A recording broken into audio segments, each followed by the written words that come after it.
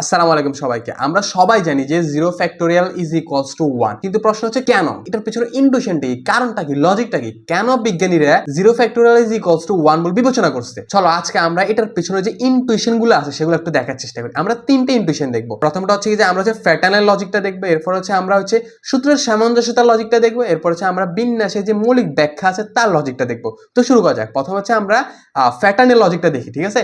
বা যে একটু স্ক্রল করে নিচে নামি, দেখো আমরা অলরেডি সবাই জানি যে ফ্যাক্টোরিয়াল জিনিসটা কি। আমরা যদি না জানি তাহলে সহজে বলে যাই, ধরো 4 ফ্যাক্টোরিয়াল। 4 ফ্যাক্টোরিয়াল মানে কি? 4 ফ্যাক্টোরিয়াল মানে হচ্ছে যত ফ্যাক্টোরিয়াল তত থেকে শুরু করে একদম এক পর্যন্ত গুণ অবস্থা। যেমন 4 ফ্যাক্টোরিয়াল মানে কি? 4 ফ্যাক্টোরিয়াল মানে হচ্ছে 4 ইন্টু 3 ইন্টু 2 ইন্টু 1। তাহলে 3 ফ্যাক্টোরিয়াল ইকুয়ালস টু কত হবে? 3 ফ্যাক্টোরিয়াল ইকুয়ালস টু হবে 3 ইন্টু 2 ইন্টু 1। কারণ ফ্যাক্টোরিয়াল মানে কি? যত ফ্যাক্টোরিয়াল তত থেকে একদম গুণ করে করে আসতে এক পর্যন্ত গুণ। এখন খেয়াল করো, তুমি কিন্তু চাইলে 3 ফ্যাক্টোরিয়ালটাকে 4 ফ্যাক্টোরিয়ালের সাহায্যে প্রকাশ করতে পারো। কেমনে দেখো, তুমি 3 ফ্যাক্টোরিয়ালটাকে লিখতে পারো যে 4 ফ্যাক্টোরিয়াল ডিভাইড বাই 4। কিভাবে দেখো, কারণ তুমি যদি 4 ফ্যাক্টোরিয়ালটাকে ভাঙাও তাহলে তুমি পাবা হচ্ছে 4 ইন্টু 3 ইন্টু 2 ইন্টু 1, ঠিক আছে? আর 4 নিচে একটা 4, তাহলে খেয়াল করো 4 আর 4 কাটাকাটি চলে যাবে, তাহলে বাকি থাকলো কি 3 ইন্টু 2 ইন্টু 1, যেটা এই যে 3 ফ্যাক্টোরিয়াল সমান। অর্থাৎ কি? অর্থাৎ হচ্ছে আমি 3 ফ্যাক্টোরিয়ালটাকে লিখতে পারি 4 ফ্যাক্টোরিয়াল ডিভাইড বাই 4। এখন খেয়াল করো, আমরা যদি 2 ফ্যাক্টোরিয়াল বাইর করতে চাই সেটা হচ্ছে কত হবে? সেটা হচ্ছে 2 ইন্টু 1, তাই না? এখন এই 2 ফ্যাক্টোরিয়ালটাকে কিন্তু আমরা চাইলে আবার 3 এর মাধ্যমে প্রকাশ করতে পারি। কেমনে দেখো, 2 ফ্যাক্টোরিয়ালটাকে আমরা লিখতে পারি হচ্ছে 3 ফ্যাক্টোরিয়াল ডিভাইডেড বাই 3। কেন? কারণ হচ্ছে 3 ফ্যাক্টোরিয়াল মানে হচ্ছে 3 ইন্টু 2 ইন্টু 1, আর 3 দিয়ে ভাগ করলে এই যে 3 কাটা চলে যাবে, থাকতেছে 2 ইন্টু 1। অর্থাৎ আমি চাইলে এই যে 2 ইন্টু 1 আর 2 ইন্টু 1 অর্থাৎ 2 ফ্যাক্টোরিয়াল বলতে পারি। অর্থাৎ 2 ফ্যাক্টোরিয়ালটাকে আমি চাইলে 3 ফ্যাক্টোরিয়াল ডিভাইড বাই 3 বলতে পারি। এখন কাজ করো, আমি যদি চাই 1 ফ্যাক্টোরিয়াল মানে কি? 1 ফ্যাক্টোরিয়াল মানে হচ্ছে 1, তাই না? এখন এই 1 ফ্যাক্টোরিয়ালটাকে আমি কিন্তু চাইলে 2 ফ্যাক্টোরিয়ালের সাথে প্রকাশ করতে পারি। কেমনে দেখো, আমি 1 ফ্যাক্টোরিয়ালটাকে লিখতে পারি যে 2 ফ্যাক্টোরিয়াল ডিভাইড বাই 2। কারণ খেয়াল করো, তুমি 2 ফ্যাক্টোরিয়ালটাকে তুমি যদি ভাঙাও তাহলে পাবো হচ্ছে 2 ইন্টু 1 আর নিচে হচ্ছে 2। তো 2 কাটাকাটিকে আমার থাকতেছে আলটিমেটলি শুধু 1, যেটাকে আমি চাইলে লিখতে পারি যে 1 ফ্যাক্টোরিয়াল। কারণ 1 ফ্যাক্টোরিয়াল মানে হচ্ছে 1। আশা করি বুঝে গেছে, কঠিন লাগে না। এখন খেয়াল করো, তুমি একটু প্যাটার্নটা দেখো। তুমি এই যে ধরো 3 না, 3টাকে লিখতে পারতেছো কি? তারপরে যে 4 ছিল, 4 মানে 3 এর পরে কিন্তু 4, ওই 4 ফ্যাক্টোরিয়াল ডিভাইড বাই 4। আর খেয়াল করো 2টাকে লিখতে পারতেছিলে কি? 2 এর পরে 3 ফ্যাক্টোরিয়াল ডিভাইড বাই 3, মানে 3 ফ্যাক্টোরিয়াল ডিভাইড বাই 3। এখন তার মানে খেয়াল করো 1 ফ্যাক্টোরিয়ালটাকে কি লিখতে পারছিলে আবার? 2 ফ্যাক্টোরিয়াল, 1 এর পরেরটা 2 ফ্যাক্টোরিয়াল ডিভাইড বাই 2। এখন খেয়াল করো, তুমি যদি 0 ফ্যাক্টোরিয়ালটাকে বাইর করতে চাও তার মানে 0 ফ্যাক্টোরিয়ালটাকে তুমি কি লিখতে পারো? এখন তোমার কাছে প্রশ্ন আর কি, 0 ফ্যাক্টোরিয়াল আমি কি লিখবো? তুমি প্যাটার্নের দিকে তাকালে বুঝতে পারতেছো যে আমি যে কোনো একটাকে লিখতে পারতেছিলাম কি? তারপর একটা ফ্যাক্টোরিয়াল ডিভাইড বাই তারপর সংখ্যাটা। এখন তার মানে আমি 0 ফর কত? 1। তো আমি 0 ফ্যাক্টোরিয়ালটাকে লিখতে পারি কি? সেটা হচ্ছে 1 ফ্যাক্টোরিয়াল ডিভাইড বাই 1, তাই না? আমার প্যাটার্ন তো এটা বলতেছে আমাকে যে যত ফ্যাক্টোরিয়াল সেটাকে আমি লিখতে পারি হচ্ছে তার পরেরটা, মানে এই যে 0 ফর কত? 1 ছিল, তো 1 ফ্যাক্টোরিয়াল ডিভাইড বাই 1 লিখতে পারি। 1 ফ্যাক্টোরিয়াল ডিভাইড বাই 1 মানে কত? 1 ফ্যাক্টোরিয়াল মানে তো 1 আর নিচে একটা 1, 1 বাই 1 মানে কত? 1। এই ক্ষেত্রে আমরা বলতে পারি যে 0 ফ্যাক্টোরিয়াল ইজ ইকুয়ালস টু 1। তাহলে প্যাটার্নের লজিকটা আশা করি বুঝে গেছে, তাই না? তো এখান থেকে আমরা মোটামুটি ডিসাইড করতে পারি যে 0 ফ্যাক্টোরিয়াল ইজ ইকুয়ালস টু 1। এই প্যাটার্নটা গণিতে খুবই ইম্পর্টেন্ট একটা বিষয়। প্যাটার্নের সাহায্যে অনেক জায়গায় অনেক কিছু প্রমাণ করা হয়, ঠিক আছে? এখন আমরা হচ্ছে যে প্যাটার্নের পর হচ্ছে আমরা ওই যে সূত্রের সামঞ্জস্যতার লজিকটা দেখি, ঠিক আছে? আচ্ছা, আমরা যারা ফ্যাক্টোরিয়াল সম্পর্কে মোটামুটি একটু জানি, আমরা একটা সূত্র মোটামুটি আশা করি জানি যে এই সূত্রটা নিয়ে আমার একটা ডিটেলস ভিডিও আছে। এই সূত্রটা আসলে কিভাবে আসছে, কোথায় আসছে, কি বুঝায় না বুঝে একদম ইন ডিটেলস, একদম নারী নক্ষত্র বুঝাই দিচ্ছি, ঠিক আছে? সেই সূত্রটা হচ্ছে কি? সেই সূত্রটা হচ্ছে এরকম যে আমরা জানি যে এন ফি আর, এই সূত্রটা হচ্ছে এন ফি এন না N C R, N C R equals to হচ্ছে N factorial divide by R factorial into N minus R factorial, ঠিক আছে?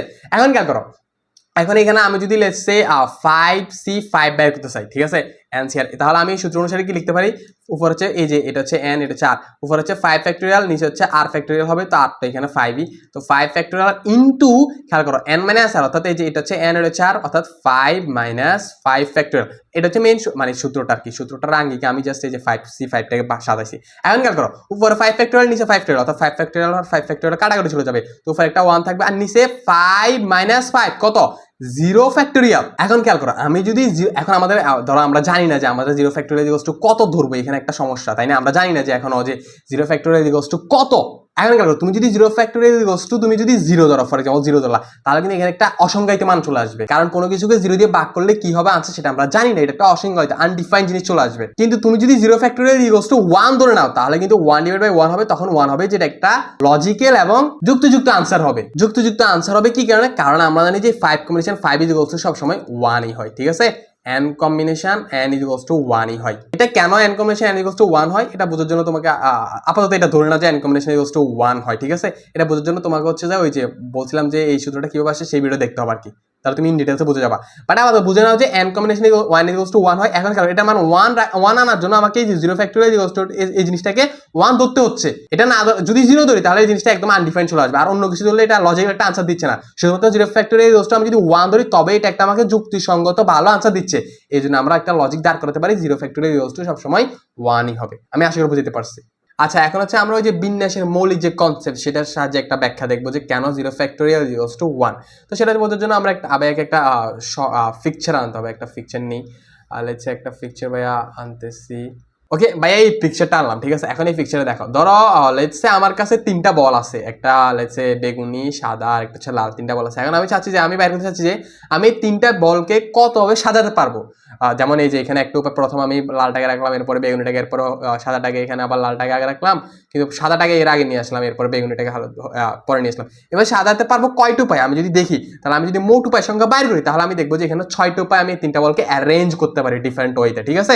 এখন এখানে যেহেতু এই যে 3টা বল ছিল এবং এটার জন্য আমি 6টা উপায় পাইছি, এটাকে আমি একটু এই ধারণাটা থেকে আসলে ফ্যাক্টরিয়াল যে ধারণাটা সেটার উৎপত্তি, যে আমি এটাকে লিখতে পারি যে 3 ফ্যাক্টরিয়াল। যেহেতু আমার কাছে 3টা অবজেক্ট আছে, আমি 3টা অবজেক্টকে সাজাতে পারবো কয়টা উপায়, সেটা হচ্ছে 3 ফ্যাক্টরিয়াল উপায়, অর্থাৎ 3 ফ্যাক্টরিয়াল টু 3 ইনটু 2 ইনটু 1, অর্থাৎ 6টা উপায়। এখন আমার কাছে যদি লেখছে এখানে 4টা বল থাকতো আলাদা আলাদা, তখন আমি 4টা বলকে 4 ফ্যাক্টরিয়াল সংখ্যক উপায়ে সাজাতে পারতাম। সেটা হচ্ছে 4 ইনটু 3 ইনটু 2 ইনটু 1, 3 ছাড়া 12, 12 দুগুণে 24, অর্থাৎ 24টা উপায়ে আমি 4টা বলকে সাজাতে পারতাম। আর 3টা বল যেহেতু সেজন্য আমি এটাকে 6টা উপায় সাজাতে পারবো, আর 10টা বল থাকলে 10 ফ্যাক্টরিয়াল উপায়ে আমি সাজাতে পারতাম।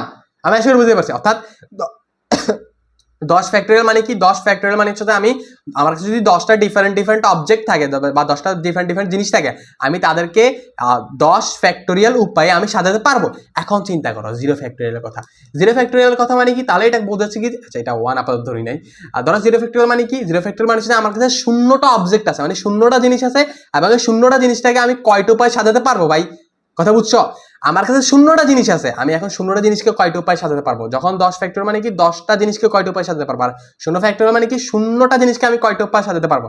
এখন চিন্তা করো, যেখানে আমার কাছে কোনো জিনিস নাই, মানে 0টা জিনিস আছে, সেখানে আমি সেই জিনিসটাকে কয়টা উপায়ে সাজাতে পারবো? একটু চিন্তা করো। আমি তো সেটাকে কোনো উপায়ে সাজাতে পারবোই না, কারণ আমার কাছে তো কোনো জিনিসই নাইনি। অর্থাৎ আমি বলতে পারি যে আমি এটাকে কোনোভাবেই সাজাতে পারবো না। এই যে কোনোভাবেই সাজাতে পারবো না, এইটাই একটা উপায়। জিনিসটা অনেকটা এরকম যে ধরো তোমার কাছে বললাম যে কয় টাকা আছে, আর তুমি বললা যে আমার কাছে তো কোনো টাকা নাই। এই যে কোনো টাকা নাই, এটাই একটা টাকা। মানে তোমার কাছে টাকার পরিমাণটা হচ্ছে কোনো টাকা নাই, এই যে এই জিনিসটাই একটা টাকা। কাইন্ড অফ এরকম অ্যানালজি আর কি। জিনিসটা একটু চিন্তা করলে বুঝতে পারবো। মানে আমি বলতে চাচ্ছি যে আমার কাছে যে 0 ফ্যাক্টরিয়াল মানে কি, আমি 0টা জিনিস আছে সেটাকে কয়টা উপায় সাজাতে পারবো, এটা মানে হচ্ছে যে আমার কাছে কোনো জিনিস নাই, আমি এটাকে তো কোনোভাবে সাজাতেই পারবো না। এই যে আমি কোনোভাবে সাজাতে পারবো না, এই জিনিসটাই একটা উপায়, কোনোভাবে না সাজানোটাই একটা উপায়। এই জন্য এই জিনিসটাকে বলা হয় যে 0 ফ্যাক্টরিয়াল 1, মানে 0 ফ্যাক্টরিয়াল জিনিসটাকে আমি একটা উপায়ে সাজাতে পারবো, সেটা হচ্ছে কোনোভাবেই সাজাতে পারবো না। জিনিসটা একটু ফিলোসফিক্যাল শোনায়, একটু কনফিউজিং শোনায়। তো 3টা উপায় আশা করি বোঝা গেছে। একটা হচ্ছে তোমার প্যাটার্নের লজিক ছিল, প্যাটার্নেরটা মোটামুটি লজিক্যাল, খুবই সহজে বোঝা যায়। এবার একটা হচ্ছে সূত্রটা সহজে বোঝা যায়, খুবই লজিক্যাল একটা জিনিস। এই যে প্যাটার্ন আর এরকম জিনিসগুলো অনেক জায়গায়, সূত্রের সামঞ্জস্যতা, এগুলো অনেক জায়গায় অনেক কিছু ডিফাইন করতে ইউজ করা হয়। আসলে আমরা এগুলো দেখছি অনেক জায়গায়, আমরা নিজেরাও দেখছি একসাথে আর কি, তোমাদের সাথে দেখছি আমরা অনেক জায়গায়। এরপর হচ্ছে যায় এই জিনিসটা মোটামুটি আশা করি বোঝা যাচ্ছে। এটা একটু কনফিউজিং ছিল যে না কোনোভাবে না সাজাতে পারাটাও একটা উপায়, এইটা একটা কনফিউজিং ছিল আই থিঙ্ক। বাট আশা করি বুঝে গেছে, অত কঠিন লাগে না, ঠিক আছে? আর তোমার যদি এসএসসি গণিত নিয়ে কোনো কনফিউশন থাকে, তুমি আমাদেরকে জিজ্ঞাসা করতে পারো। আমরা আশা করবো একটা ভিডিও বানাই তোমাকে আনসারটা দেয়ার। আর তুমি যদি এসএসসি স্টুডেন্ট হয়ে থাকো তাহলে আমাদের ওয়েবসাইট ও ইউটিউব ভিজিট অবশ্যই করবো। আশা করি তুমি উপকৃত হবে। আর আমাদেরকে অবশ্যই লাইক, কমেন্ট, শেয়ার, সাবস্ক্রাইব করতে যেন ভুল না হয়। সবার জন্য দোয়া করিও। আল্লাহ হাফেজ।